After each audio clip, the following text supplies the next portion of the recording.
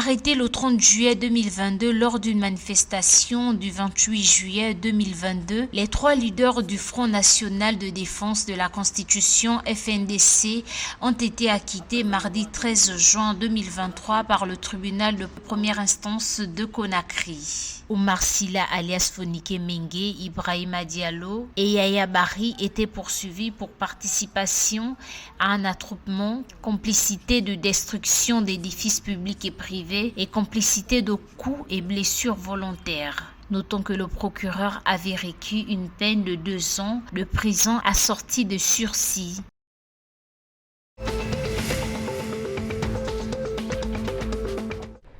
Au total, 410 personnes ont été arrêtées par les forces de défense et de sécurité lors des manifestations du 1er juin 2023 à Dakar, à la suite des affrontements qui ont eu lieu après la condamnation de l'opposant Ousmane Sonko à 2 ans de prison pour corruption de la jeunesse. Ces échauffements sont à l'origine de pertes en vie humaine, de dégâts matériels portant notamment sur des édifices publics, des biens mobiliers et immobiliers. Le ministère public a opté pour un règlement graduel en considération de la nature des faits reprochés à chaque individu déféré.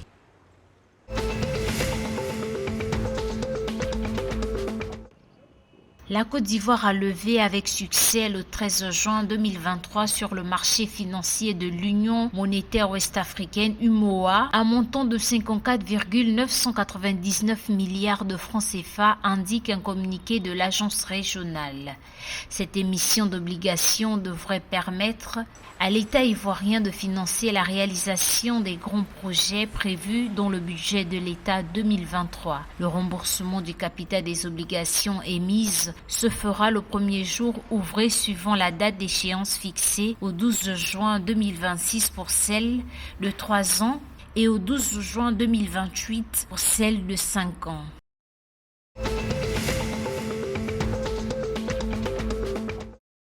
78 millions d'euros, soit plus de 51 milliards de francs CFA, ont été approuvés au Togo par la France pour la réalisation d'infrastructures de désenclavement dans les zones rurales. L'accord de financement a été signé le 9 juin dernier à Lomé entre le ministre togolais de l'économie et des finances, Sani Yaya, et l'ambassadeur de France au Togo, Augustin Favero. Ces ressources serviront à faciliter aux populations qui y vivent l'accès aux infrastructures, équipements et services socio-économiques de base et à renforcer la politique agricole mise en place par l'exécutif.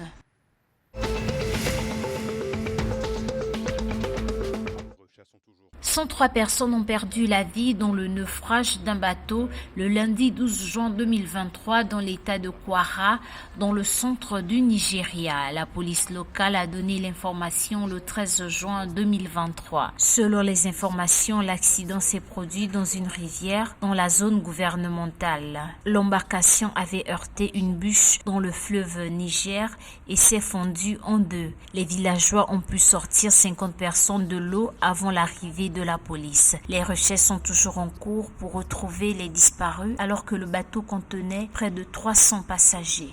Les secours tentent de retrouver